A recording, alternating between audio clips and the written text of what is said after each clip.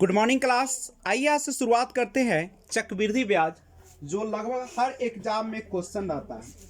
सबसे पहले एक कंसेप्ट से शुरू करते हैं। इसके पहले वाले चैप्टर में आप साधारण ब्याज के बारे में जानकारी प्राप्त किया। साधारण ब्याज निकालते थे कैसे, उस पर थोड़ा सा गौर कीजिएगा। साधारण ब्याज अगर मान लीजिए 1 वर्ष की हम बात करते हैं, ठीक है। अगर आपका साधारण ब्याज निकालना हो कितने वर्ष का, 1 वर्ष का, दर आपको मान लीजिए 5% दिया गया हो, मूलधन अगर आपको 500 रुपए दिए गए हो, तो यहां से अगर ऐसा ही निकालना हो साधारण ब्याज तो आप लोग निकाल लेते थे। सबसे पहले हम लोग प्रतिशत ब्याज निकालते हैं। प्रतिशत ब्याज का फॉर्मूला होता था 80%। आर का वैल्यू है 5, टाइम है 1, यानी कितना परसेंट हो गया 5%। और इसको अगर रुपया वाले में बदलना होता था तो जो आपका मूलधन होता था उसमें हम 80% से क्या कर देते थे। तो हमारा मूलधन है 500 रुपए, 80% है 5%, प्रतिशत हटेगा तो नीचे क्या आ जाएगा 100, यानी कितना रुपया आ गया। कोई दिक्कत नहीं है, यहां तक समझ में आ गया।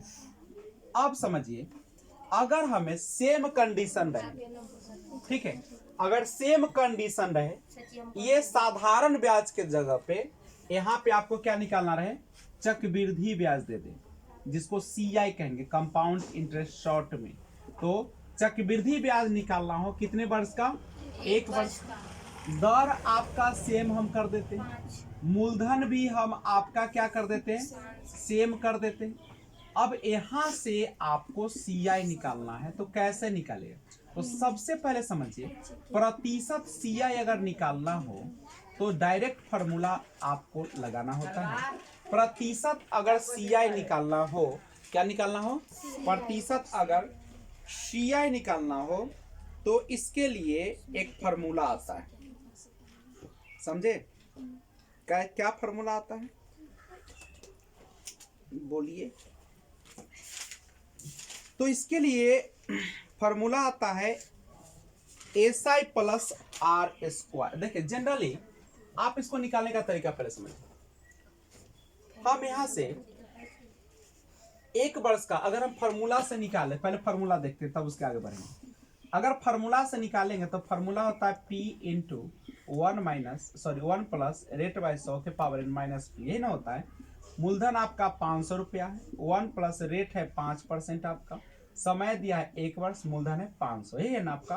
तो 500 गुने ये हो जाएगा 105 बटा 100 घटे 500, 5 से काटेगा 21, या ऐसे डायरेक्ट लिख देते हैं, 00 से 00, यानी 525 घटे 500, यानी कितना आ गया 25 रुपया आ गया, ये ना होता है आपका, ठीक है।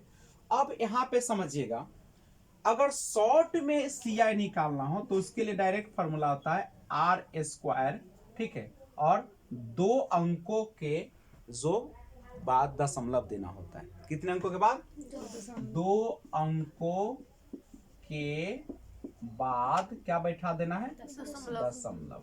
तो आर स्क्वायर में 5 का स्क्वायर कितना होगा 25, 2 अंक के बाद दशमलव बैठा दिए, आ गया। ये तो हो गया प्रतिशत सीआई। अगर हम इसको सीआई में बदलना चाहते हैं, क्या में बदलना चाहते हैं, सीआई में बदलना चाहते हैं, ठीक है, तो हमें क्या करना होता है, यहां पे ध्यान दीजिएगा, चूंकि ये अगर फॉर्मूला अभी इस पर लागू नहीं होगा, क्यों नहीं होता है कि चूंकि जो साधारण ब्याज होता है 1 वर्ष का, वही आपका 1 वर्ष का सीआई के क्या होता है, बराबर होता है, समझे। 1 साल में आपने साधारण ब्याज निकाला तो क्या रुपया आया, 25 रुपया। 1 साल में चक्रवृद्धि ब्याज निकाला तो क्या रुपया आया, 25 रुपया। क्या दोनों में कोई अंतर आता है, यानी 1 साल का एसआई और सीआई जो दोनों क्या होता है, बराबर होता है, नहीं। तो यहां से एक कंसेप्ट निकल के आया कि 1 वर्ष तक, कितना वर्ष तक, 1 वर्ष तक एसआई एवं सीआई क्या होता है, समान होता है, ठीक है। क्यों होता है, चूंकि जो एसआई होता है वह एक साल में अगर आपने मान लीजिए 25 रुपया दिया तो अगले साल भी क्या रुपया दीजिएगा? 25 रुपया दीजिएगा। तीसरा साल भी 25 रुपया दीजिएगा। लेकिन सीआई जो होता है, जैसे पहला बार आपने 25 रुपया दिया तो आपने लिया था क्या 100 रुपया? 500 और उस पर क्या रुपया दे दिया? 25। यानी कितना रुपया हो गया एक साल में? 25। अब ये 525 का चलेगा क्या परसेंट? 5%। 5%। यानी जो आपका सूद आता है वह जुटता है और फिर उस पर चलेगा, फिर आएगा वो जुटेगा। तो ये बैंक बेईमानी नहीं, बैंक में ऐसा चलता है, गांव में ऐसा नहीं चलता है। गांव में अगर मान लीजिए आपने 50,000 रुपया लिया और 3% पर, तो 1500 महीना हुआ, तो आप हर महीना कितना दीजिएगा? 1500। ठीक है। अगर मान लीजिए बैंक से लीजिएगा 3% पर, तो 1500, 50,000 और 1500 यानी हो गया 51,000 कितना? 500। अब 51,500 पर फिर चलेगा 3%, फिर जो आएगा उस पर फिर चलेगा। यानी इस तरीके से। इसीलिए अगर आपने बैंक से पैसा लिया है और अगर आप मंथली अगर आप पैसा देते जाते हैं तो फिर आपका पैसा पर प्रभाव नहीं पड़ता। लेकिन अगर मंथली नहीं दीजिएगा तो वही आपका तुरंत भर में क्या हो जाएगा? दुगना हो जाएगा। ठीक है। तो याद रखिए। तो क्या एक साल में सीआई और एसआई में कोई अंतर होता है? लेकिन एक बात समझिएगा, यहां से एक चीज समझना है, एक वर्ष का सीआई या जो एसआई होता है दर प्रतिशत के बराबर होता है।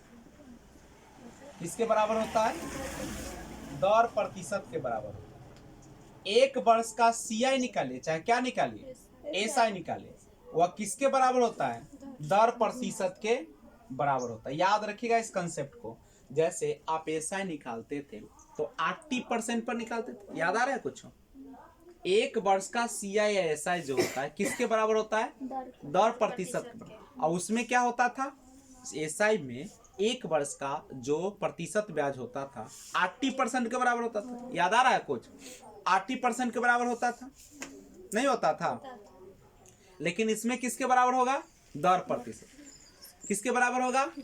तो आप ही बताइए, अगर यहां से प्रतिशत सीआई निकालेंगे तो प्रतिशत सीआई किसके बराबर होता है बउआ? दर प्रतिशत। तो प्रतिशत सीआई कितना हो जाएगा? 5%। और अगर हम रुपया वाला निकालना चाहते हैं तो पी का होगा R%, पी का R%। तो यह 500, इसका R% निकालेगा तो कितना आ जाएगा? 25। क्या एक वर्ष का नहीं निकल जाएगा सीआई? बात समझ में आ रहा है? देखिए इस क्वेश्चन को थोड़ा गौर समझिए, पहले इसको नोट कीजिए तो और समझाते। देखिए जब भी क्वेश्चन आपको सीआई का रहेगा एग्जाम में तो उसमें दोनों मिक्स रहता है। ठीक है। चक्रवृद्धि ब्याज और साधारण ब्याज मिक्स करके आता है। अब हम लोग देखते हैं 2 वर्ष के लिए, अभी तक देखे क्या साल के लिए? 1 साल के लिए। अब देखेंगे अगर आपको दिया गया है, ठीक है, कुछ दे रखा है, मान लीजिए रेट दिया है 5% दर, टाइम दे रखा है क्या साल? 2 साल।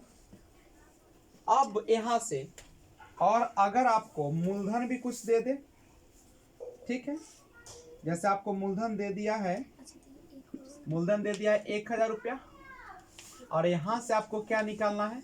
सीआई। तो कैसे निकालेंगे? तो ध्यान दीजिए। तो 2 साल का अगर सीआई निकालना हो, अच्छा, 1 वर्ष का सीआई कैसे निकालते हैं? 1 वर्ष का सीआई बराबर R%। 1 वर्ष का सीआई क्या परसेंट? R%।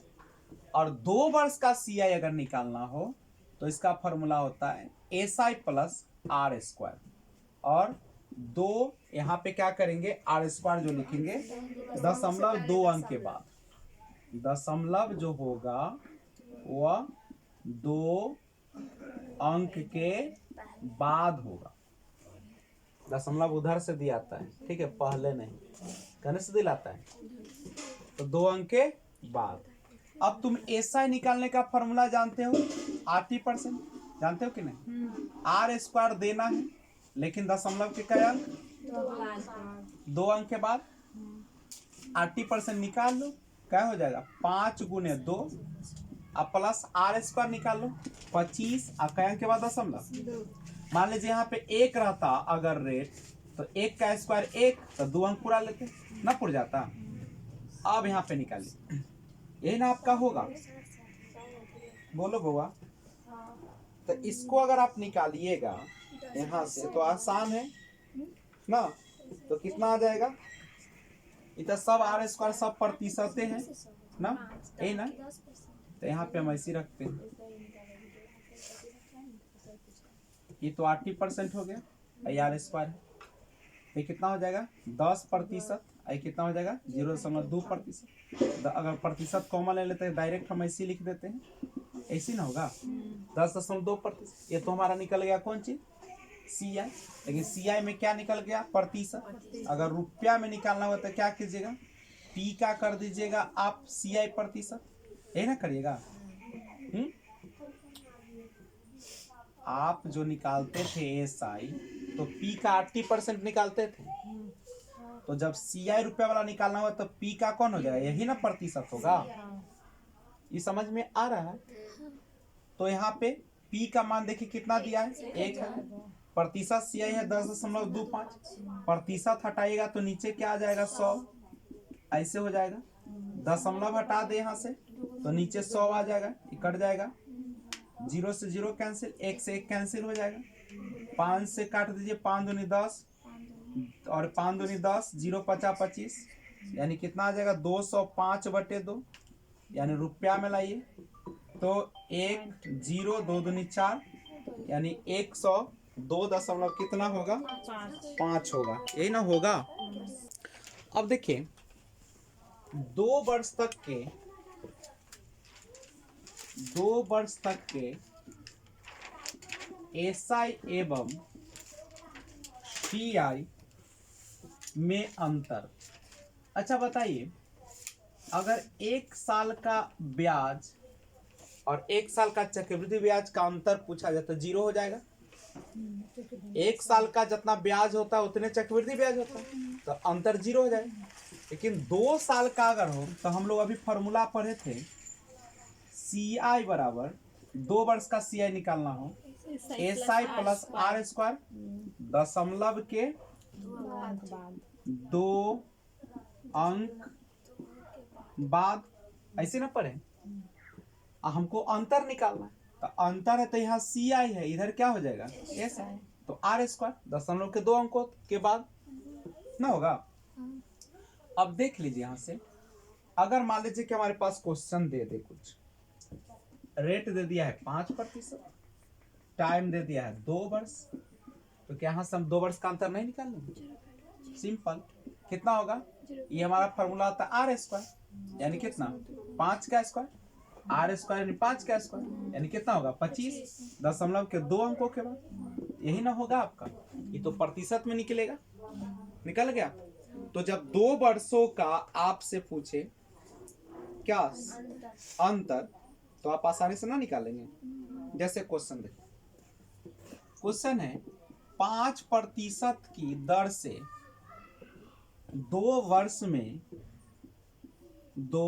वर्ष में सी आई तथा एस आई का अंतर